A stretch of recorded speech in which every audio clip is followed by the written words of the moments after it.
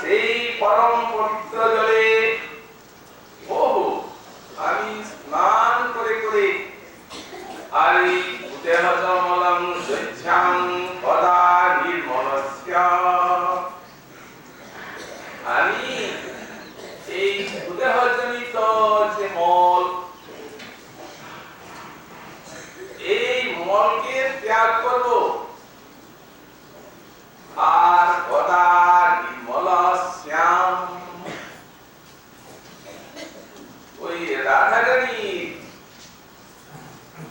সেবার মতো উপযোগী নির্মল মন তার কৃপাতে লাভ করব এই কামনা জীবন শ্রীপাদ পূর্বশ্লোকে মনোহর রাসলীলা স্ফূর্তি প্রাপ্ত হয়েছিলেন। রাসনৃত্যের অবসানে শ্রী রাসেশ্বরী শ্রী শ্রী রাধারানী আর রসিক শেখর গোবিন্দ শ্রান্ত ক্লান্ত হয়ে আর ইসলামের নৃত্য একই রত্নময় বেদিকায় উপবিষ্ট কিঙ্করী রূপে আমাদের কৃপা স্ফূর্তিতে সেখানে মরমের সেবা লাভ করেছে। কালোপযোগী সেবা সিদ্ধার্থ শ্রী শ্রী রাধা মাধবকে জীজন করার সৌভাগ্য পেয়েছিলেন আর নিত্য ক্লান্ত রাধা মাধবের চরণ সম্মান করার সৌভাগ্য পেয়েছিলেন। বুড়া মরমের সেবা সেবা করতে করতে ওই স্ফূর্তির বিকাশ হয়ে যায়, যেন সেই সেবারসের নন্দন কানন থেকে বিরহের মরুভূমিতে এসে পড়লেন, হাহাকার করে উঠলেন, হারাকে তুমি কোথায়, কোথায় তোমার সেই মরণের সেবা? আরতি কণ্ঠায় হৃদয় বিভরত সেবারসটির সুস্পষ্ট অনুভূতি হৃদয়ে রয়েছে।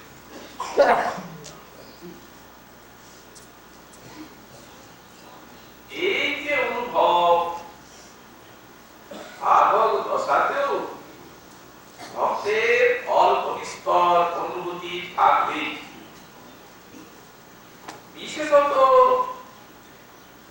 এই লোহমূলা রাম মার্গে শ্রীমদ্ ভাগবত বলেন, আজ ভজন করব, আজ 6 মাস 9 মাস পরে অনুভব আসবে, এই রূপ নয়। যখন ভজন তখনই অনুভব, তখনই ভক্তি আর তখনই ইতর বস্তুতে অরুচি জাতি। এই জন্য এই ভজনকে ভজনের সঙ্গে দৃষ্টান্ত দিচ্ছেন শ্রীমদ্ ভাগবত।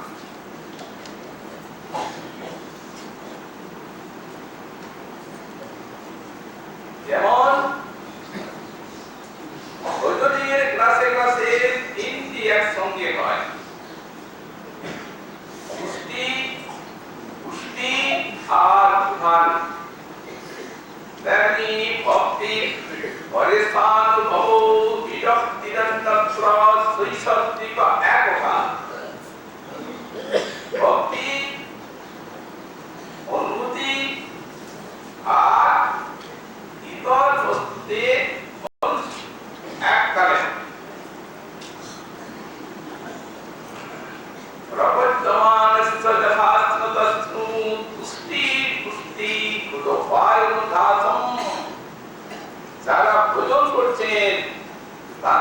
ক্লাসে ক্লাসে পুষ্টি পুষ্টি এবং পুনরাবৃত্তি আংশিকভাবে হয়। ধীরে ধীরে ধীরে ধীরে পূর্ণতা প্রাপ্ত হয়। অজনীয় তার জন্যে ভক্তি পরে শান্ত আর বিরক্তি আসবে। সাইবাদীর হৃদয়ে সাল অনুভূতি ইন্দ্রিয় হয়ে সেই মরমের সেবা করবেন। আমাদের গৌরীয় বৈষ্ণবাজ একজনের জয়তন্ত্রী এক ঈশ্বরের মাথা হরি হরি আর তবে এমন বসা হবো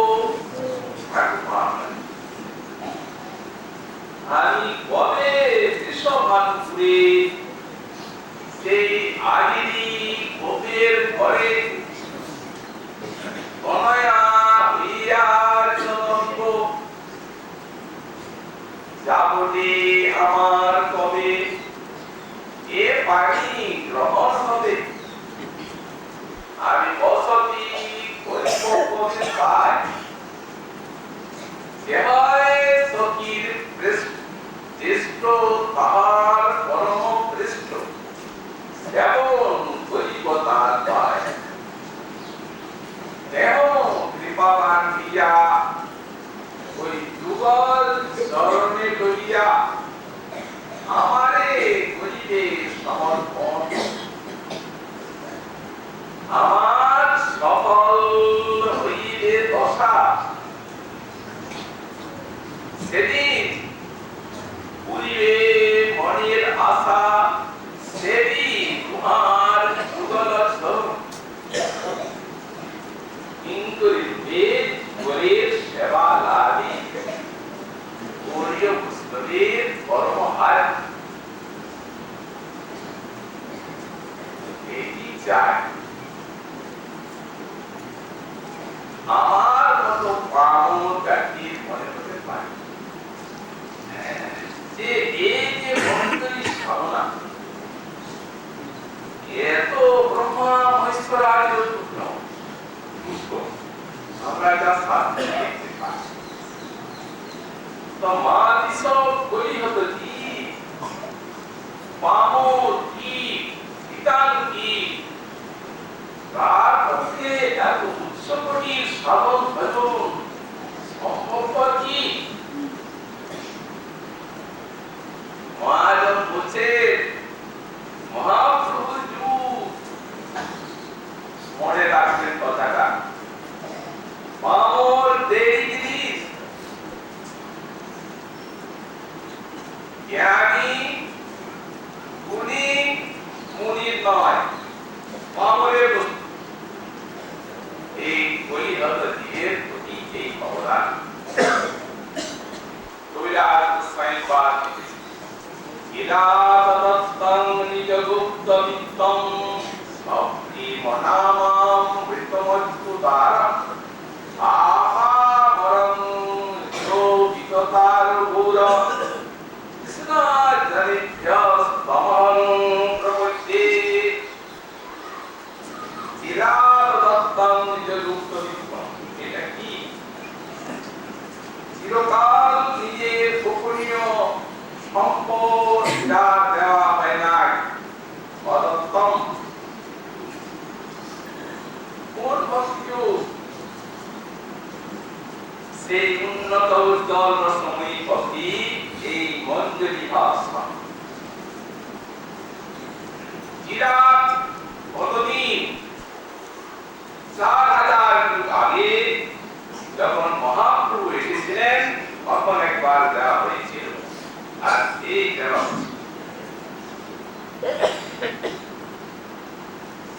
রোজিকার মনে হয় এত দুর্লভ বস্তু তিনি কেন দিলেন তার উত্তরে বলা হচ্ছে অতি উদার এর উপরে আর কেন কোনো স্থান নেই। তিনি অতি উদার বিচার করেন তো কাকে দিলে আমাদের মতো ব্যক্তি পুত্র আপামরণ জড়িত তার আপামর করে দিয়েছেন, কি দিয়ে দিয়েছেন? নাম প্রেমের সঙ্গে মিশিয়ে এই সর্বশ্রেষ্ঠতম রহস্যময় ভজন এই মঞ্জুরি ভাব সনাত চক্রবর্তী পাল একের রসিক আছেন। এই শ্লোকে তিনি একটা অপরূপ ভাষ্য লিখেছেন, দৃষ্টান্ত দিয়ে বিষয়টা বুঝিয়ে বললেন, এক রাজ রাজেশ্বর একদিন একটি অতি উৎকৃষ্ট মহিলা পান করে এক মত্ত হয়ে এতে মনে মনে ভাবছেন, আমার ভান্ডারিগণ তারা রোজই দান করে, আমি তো কোনদিন করি না, আর নিজের হাতে তো যখন নিজে দেব তখন আমার ভান্ডারে সবার থেকে মূল্যবান যে জিনিস সেই বস্তু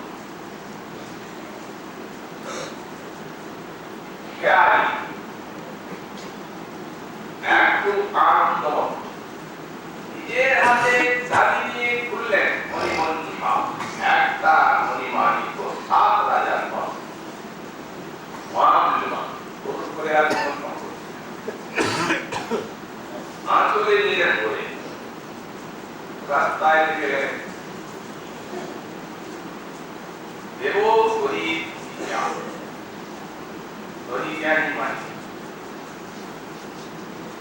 যারা ভিক্ষা করছে তাকে দিচ্ছে, আরো দিচ্ছে তাকে দিচ্ছে, ভাগি দিকে দিয়ে দিচ্ছে, তাই সাপ করছে। তাই বলি কি মনিটার নাম কম করে ওই 7 রাজার ধনী আছে নাকি নাম কম্বার যায় তো বলেন, তেমনি ব্রজের গোবিন্দ আজ রাধা রস মদিরা পান করেছে, এত উৎকৃষ্ট মদিরা রাধা পান করে মেতে গেছে। এতে মহাপ্রভু রূপে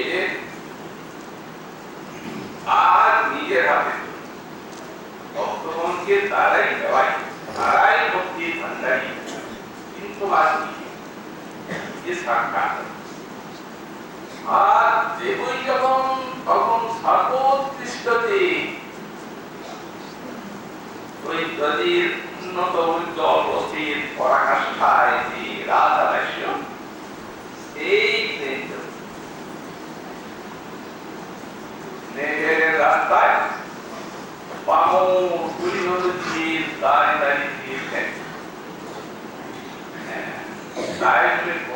দামটা ও সেই 7 রাজার ধনী আছে, যে ধন ব্রহ্মা মহাবীর ব্যাস মুনি শ্রী নারদ শ্রী শ্রী অম্বরীশের ভান্ডারে নাই, এই সকল রাজাদের ভান্ডারে নাই।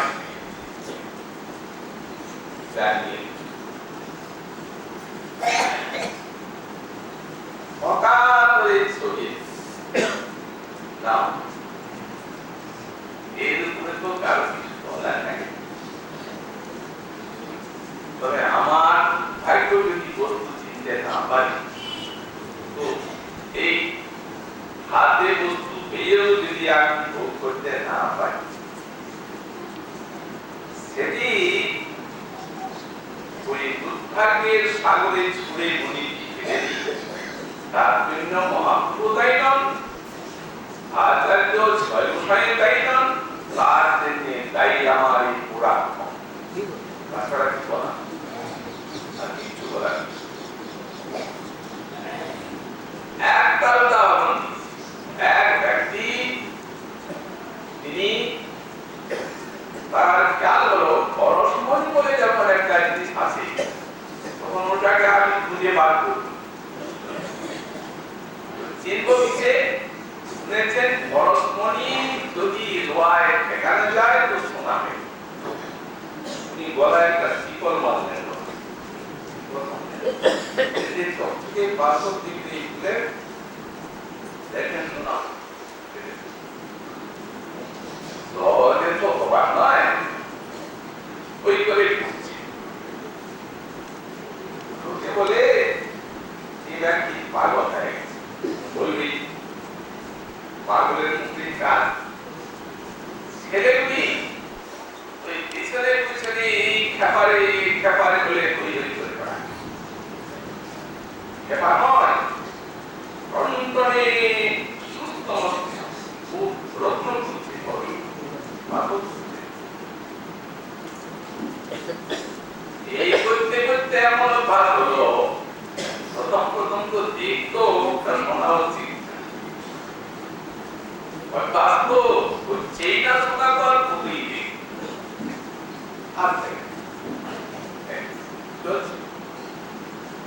বেশ কিছুদিন পরে সমুদ্রের ধীরে ধীরে ধীরে যাচ্ছে, হঠাৎ পরশমণি হাতে স্পর্শ করিয়েছে সমুদ্রে। তো দেখে না যাচ্ছে, ছেলেগুলো বলছে ওরে খেপাটা এখন সেই লোহার শিকলটাকে সোনা করেছে রে, সোনার শিকল।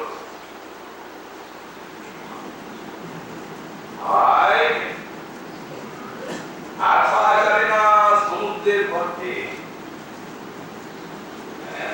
তো জানি আমার অধিকার নাই এই মন্দির ভাব সাধনা।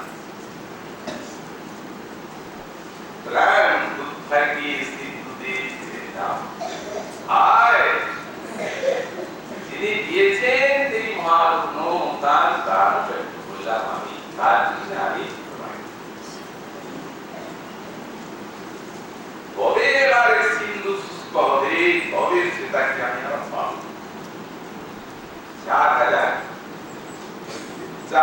4 বছর নয়, তবে মহাপ্রভু যদি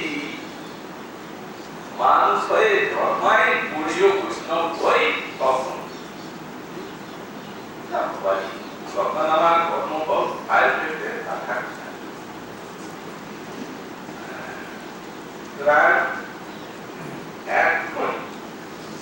আর এই মহামূল্যবান সম্পত্তি আচার্য পাঠ মনির চরণে আর ভোগ করতে হবে।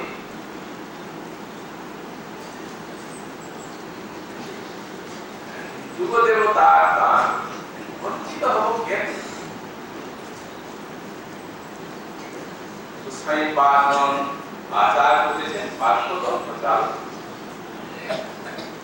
এর এখন আর বুদ্ধিটা আসছে, এত আশ্রমে দাঁড়িয়ে থেকে এই বিরহের মধ্যে ঝাঁপিয়ে পড়লেন পাগল হয়ে উন্মাদের মতো রাধারানীকে বৃন্দারণ্যে সামেশ্বরী মার্গণ আদ্যেশ্বরী শ্রী শ্রী রাধারানীকে বৃন্দাবনের মঞ্জুর কুঞ্জে কুঞ্জে অন্বেষণ করছেন সম্পা। হায় আসো রাধারানী, দেখা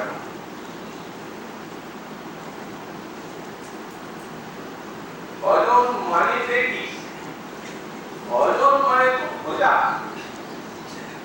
বিশেষত আমাদের এই বৃন্দাবনে ভজন মানে ইষ্টকে অন্বেষণ করা। সাই পার্বণ এই বৃন্দাবনে খুঁজে খুঁজে বেরিয়েছেন। হায় আসো রাধারানী, কোন কুঞ্জে লুকিয়ে আছো? এই তোমার সেই লীলাভূমি,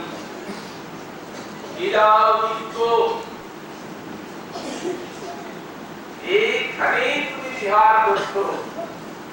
হায় সাড়া পাচ্ছি না।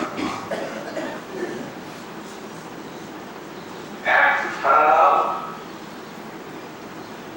পাগলের মতো খুঁজে খুঁজে বেড়াচ্ছে নিশ্চয়ই। এই আমাদের আচার্য মা। বিশাল অনুভূতির রাজ্যে বৃন্দাবন। এখানে কি প্রেমিক স্থির থাকতে পারে? বিমগ্ন হয়ে ঘুরে বেড়াচ্ছে। টাকা দিয়ে প্রাণ রাখো। মরিতেছি। এই দেখো, এবার করুণা কটাক্ষ করো না।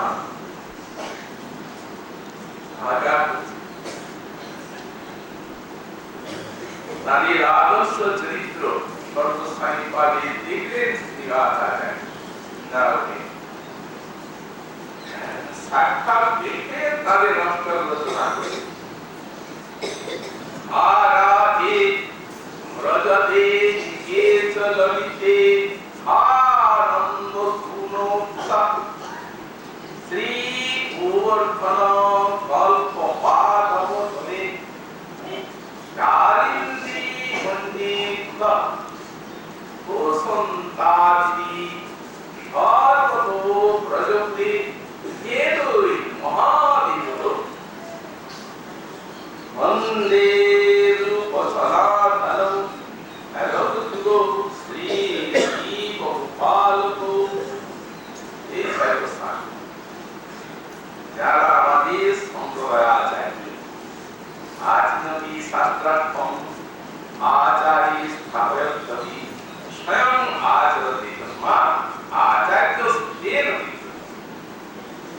তারা আচরণ করে নিজে সাক্ষাৎ চিত্ত পার্শ্বদ হয়েও সাধনের দিয়েছে আর আমাদেরকে শিক্ষা দিচ্ছেন পরিয় বৈষ্ণবের সাধনার আদর্শ।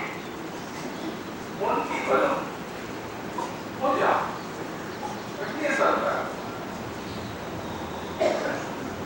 আর আগে কোথায় আছে আনন্দ আলোড়িতে চাবি। এখন কি তোমরা গিরিরাজের পুঞ্জে বিহার করছো? পাগলের মতো ছুটে আসছে সব তাহলে কোথায় খেলা? এখন কি যমুনার মধ্যে খেলছো? উন্মাদের মতো ধাবিত হচ্ছেন যমুনার তীরে বৃন্দাবনের। সেখানেও কোনো সাড়া নেই। এইভাবে তাপস করে সর্বত্র পরিভ্রমণ করে বেড়াচ্ছেন উন্মাদের মতো। খাওয়া নেই, দাওয়া নেই, মুদ্রা নেই।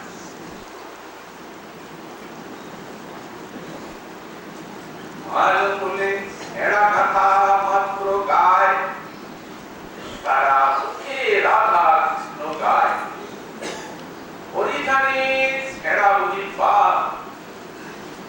বহু কান্দে বহু হাসে, বহু প্রেমানন্দে ভাসে, বহু দীক্ষা বহু উপবাস।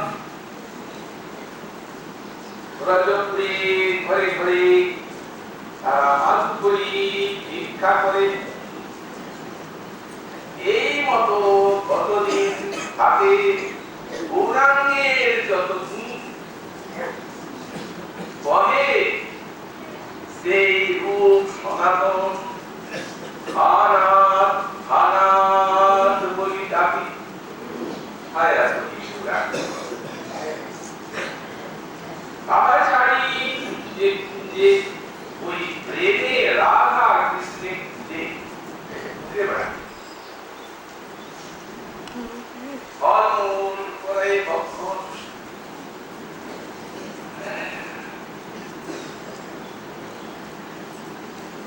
ঘরে দিয়ে আস্তনা দিয়ে রাধা কৃষ্ণ বৈষ্ণবে এই মতো তারা থাকে কত নিয়ে কতদিন পাবন্তর করা 56 দণ্ড পাবনা 4 দণ্ড নিদ্রা বৃক্ষ করে কেউ গাছের পালা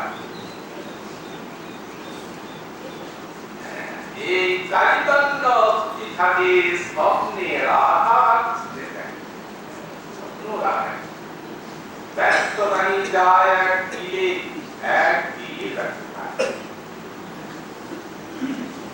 এক রাধা রসির পাগল কৃপা সরস্বতী চরণ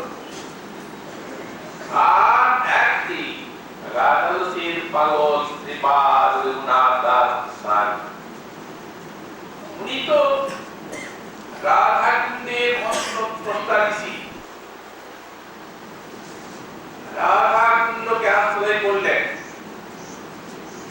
প্রতিজ্ঞা করলেন পাশ্রৈব মম সম্বাসু ইহৈব মম সংস্কৃতি এইখানে আমি বাস করব এইখানে সম্যক রূপে আমার অবস্থান এক ফুলোর মতো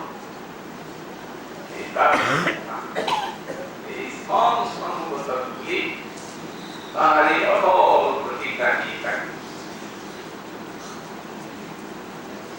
সেদিন বুদ্ধদেব পতিত রূপে বসলেন গয়ায় অটল প্রতিজ্ঞা বিহাসনি সুস্থভূমি শরীরম অস্থি মানসং কিলয়ন্ত জাত অপ্রাপ্য বোধিং বহুজন্ম বুদ্ধবান ইহা সনাত নৈমমতি মুক্তচরিষ্যতি প্রতিজ্ঞা করলেন এই যে আসন দিলাম এই আসনে দেখো আমার আমার দেহের অস্থি মাংস রক্ত মজ্জা গলিত হয়ে মিলে যায়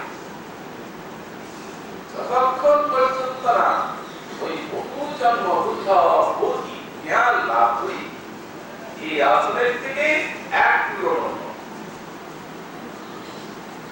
আমাদের উৎসাহী সম্বাদ আর সংস্কৃতি তার থেকে অনেক বড় কেন তিনি বোধি চাচ্ছেন আর এই মহাদেব মুক্তি চাচ্ছেন রাধারানী আকাশ অবিরত আরাধি আরাধি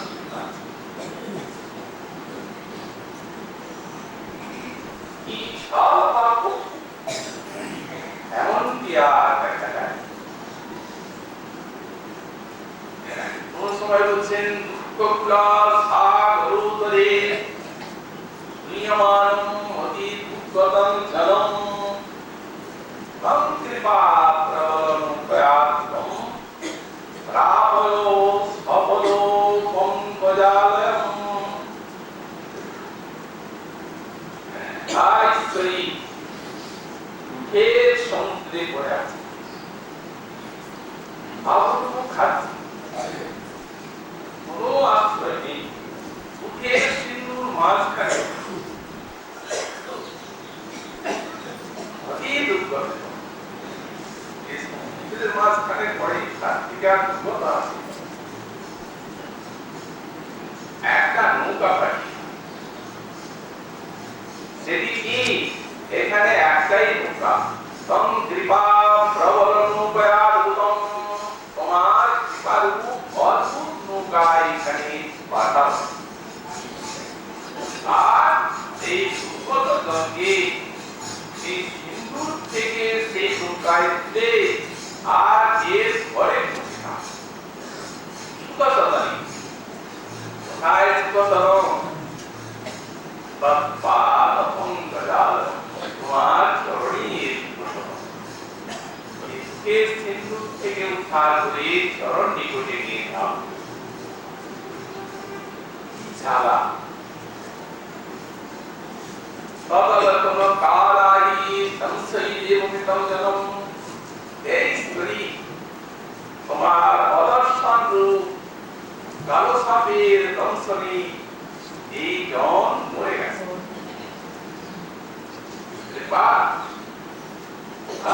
কথা বলছে বললেন কি করে এর মৃত্যু নয় আমার নয় এখানে সাইন পার করছেন আকৃষ্ট অতএব আত্মার স্থিতি হচ্ছে দেহ তুচ্ছ সেখানে এই দুঃখ ব্যক্ত করার কোন ভাষা নেই।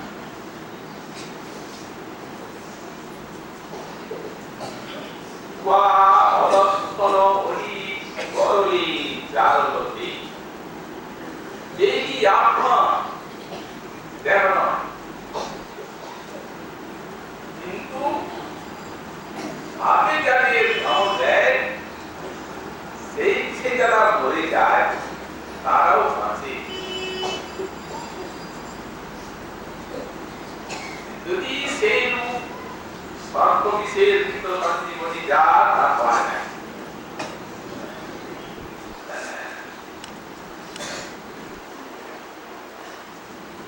তোমার চরকমলির যে লাক্ষারস, সেই লাক্ষারসই হচ্ছে এই তোমার অদর্শন রূপ স্বর্গের সঞ্জীবনী।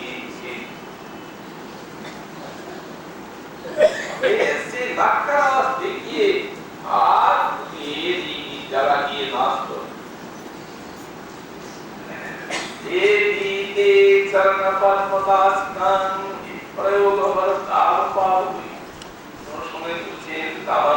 চলে পড়ে থাকছে চারদিকে দাবানো রাজারানি বিরহ একটি দাবানো অপেক্ষাও চার বাইরে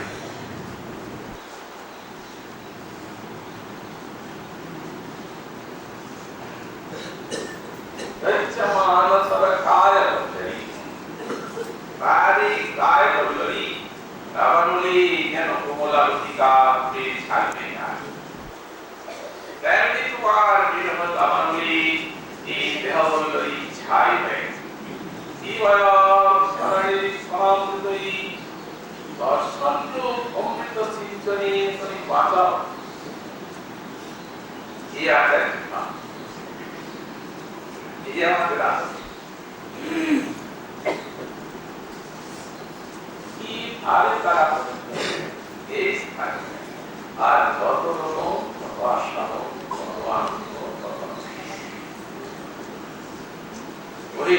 যারা হয় অন্তর আনন্দময়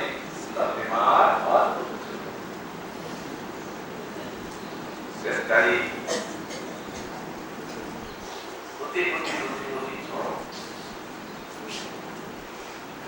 একদিন দুঃখদশায় রাজধানী বলছিলেন, আচ্ছা সবাই কৃষ্ণ কাছে চায়, কিন্তু তুমি যে খালি আমার কাছে চাচ্ছ, কাছে দাও তো কেন? তুমি কৃষ্ণ দায়িত্ব নাও না, আমার কাছে তোমার মনটা এত কিভাবে লাভ? তখন তিনি উত্তর দিচ্ছেন, ঈশ্বরী ও এই প্রশ্নের উত্তর শুনতে এই যেদিন থেকে তোমার এই সরোবরকে দেখলাম, আপনি কি প্রতিজ্ঞা করেছেন? যদা তব সরোবরম সরসম লিঙ্গ সম্বুল্লসম সরোর্ভগজ্জলম মধুরভারি সম্পূরিতম সরস্যাস্যে শরণযুগ্ম সাক্ষাৎ বহু তদৈব মম লালসার ধ্বনি তবৈব তাস্যের রসে। এই তোমারই তাস্য রসে থেকে মনটা ঘুরে যদবধি হেরিনুম তোমার সরোবর প্রস্ফুটিত সরোবর ফুলেতে উজ্জ্বল সারসাদি ইতচিত পিঙ্গৌলচিত মধুর নির্মল শরীরের সঙ্গে এই মনে মোর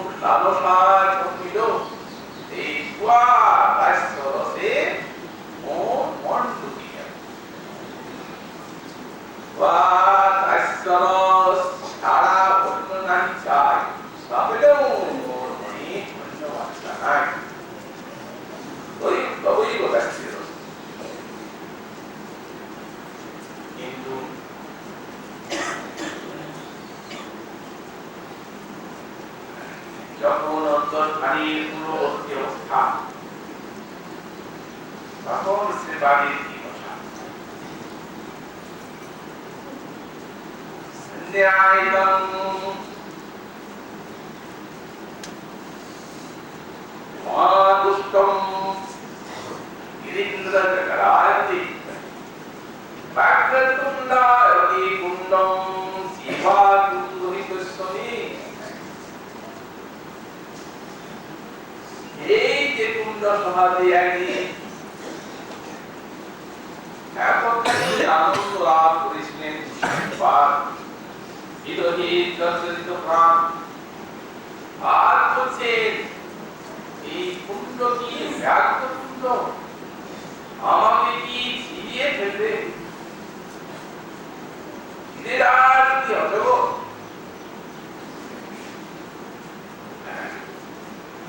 আমাদের রাস উঠতে হচ্ছে নাকি সমগ্র জগৎ আজ দুষ্ট আজ মহাপুরুষে কোটি সেই গম্ভীরায় এখান থেকে হিন্দুতে জানালে এমন ন্যায়তম জগৎ সর্বম গোবিন্দ বিরহে মনে।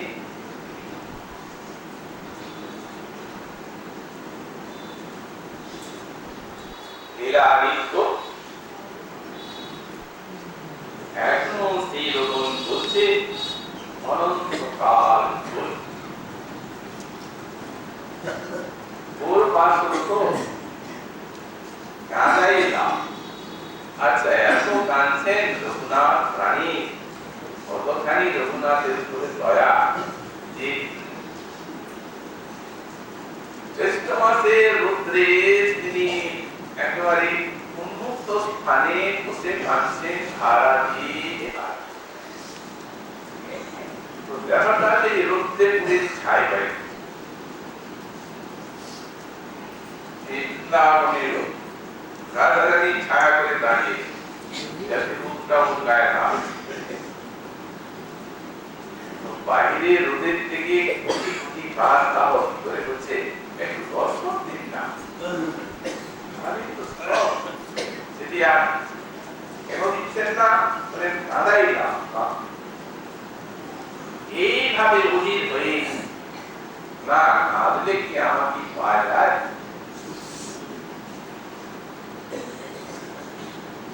এরকম নাইলে এজন্যই প্রতাপ হয়ে পায় তারই মাঝে মাঝে স্ফূর্তি দিলাম আর তারা বিরাট করে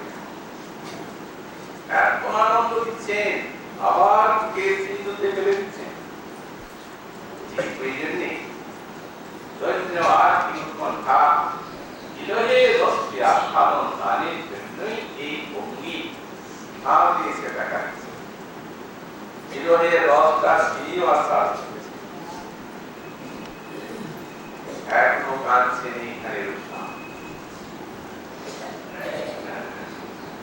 যখন কর্মফল দৃষ্টির কোলাহল থেকে যায় এই গভীর যেমন এই গম্ভীরায় রজনীতি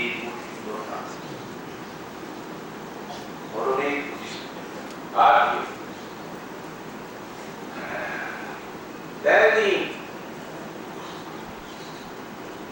এই গভীর বিশুদ্ধি রাতি গর্বী ভক্তির হৃদয়ের মন্ত্রীতে বাড়ি এই রঘুনাথের করুণ রাগিনী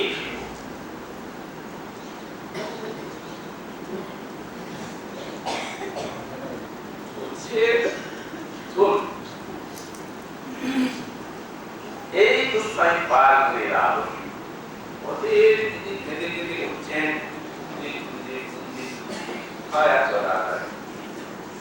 বলছেন প্রলাপের মতো আরাধে সবিতর্ক সষ্টিতপদম নিনাজাস নিত্যালপন আরাধে বিদগ্ধগণ অর্থাৎ মহামহাত্মাগণ যে এই বৃন্দাবনী তোমার লীলা স্থান এইখানে খুঁজলেই তোমার পাওয়া যায়।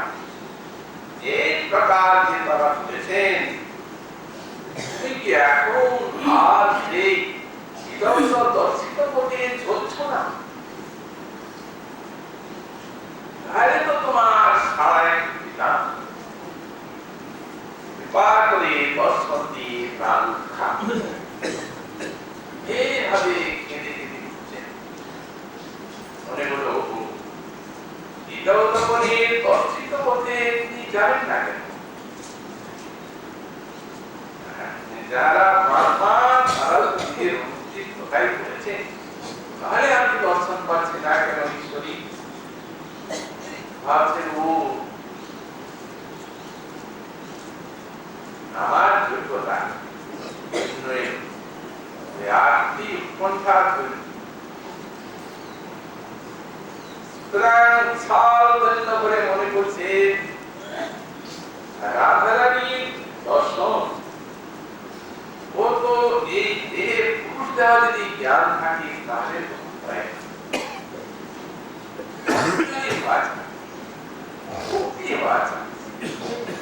আমার তো সেই জ্ঞান এখন অতএব তাহলে এর উপায় কি হবে? একটা উপায় চিন্তা করছেন, কালিন্দী শরীরের উচ্চতটি বস্তুলিকা পঙ্কিলে বুঝছেন তো, দেখছেন যমুনা হয়েছে। ভাবছেন এই যে কালিন্দী জল এরকম কারণ হলো আমার ঈশ্বরী ওই প্রাণনাথের সঙ্গে খালি জলবিহার করেছ।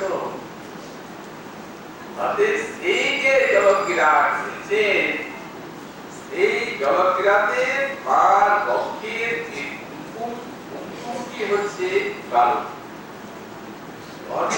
তার বক্ষের যে কুমকুম লিপ্ত থাকে, ওই কুমকুম এখানে এই জলে মিশে গেছে।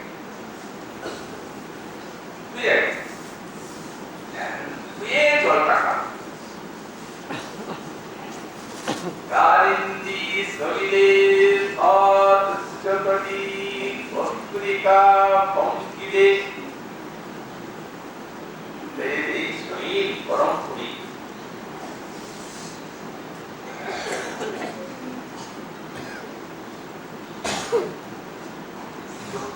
পার দিয়েছেন এক বিন্দু যদি করে ছিড়া লাগে ধুনার, তাহলে ওই শিকড় বৃষ্ট জন্তু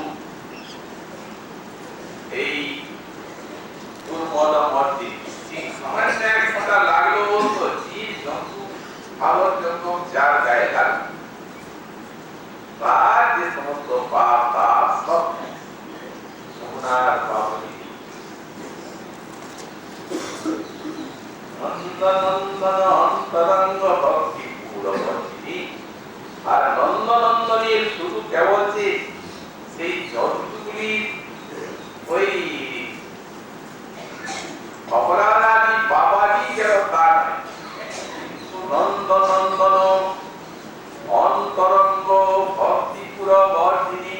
যমুনা হচ্ছে নন্দনন্দনের অন্তরঙ্গ ভক্তি পুর।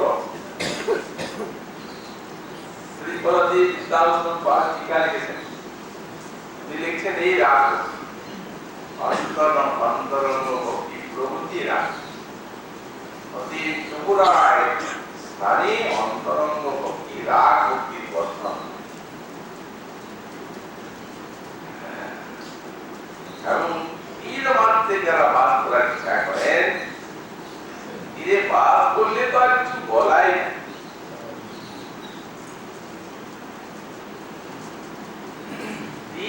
বাস করার অভিলাষী বললে তিনি তার মহামঙ্গল বর্ষণ করেন।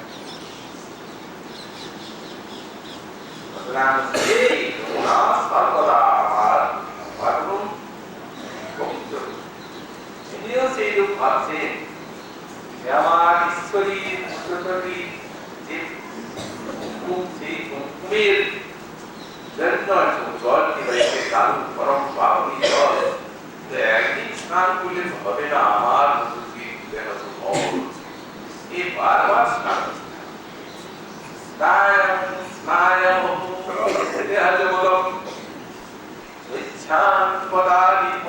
বারবার স্নান করবো এই স্নান করতে করতে এই দুধে হজম মল আমার যায় নিজেকে রাজারানী তিন করি বলে চিনতে পারবো যখন চিনতে পারবো তখন অতি অবশ্যই এই লালনী ঈশ্বরী দর্শন লাভ হতো অবশ্যিত সেবাও লাভ করে কৃষ্ণকে এই হচ্ছে ত্রিপাদী সাধক সাধু আর এক প্রকার সিদ্ধদের অবস্থাপন অর্থাৎ মন্ত্রী স্বরূপে একটি লীলার ভিতরে রাধা মাধবী লীলা দর্শন করে আর অনুরূপ ঘটনা করেছেন সেই লীলাটি রাসের পরে যা মহাপ্রভু বলে আগামীকাল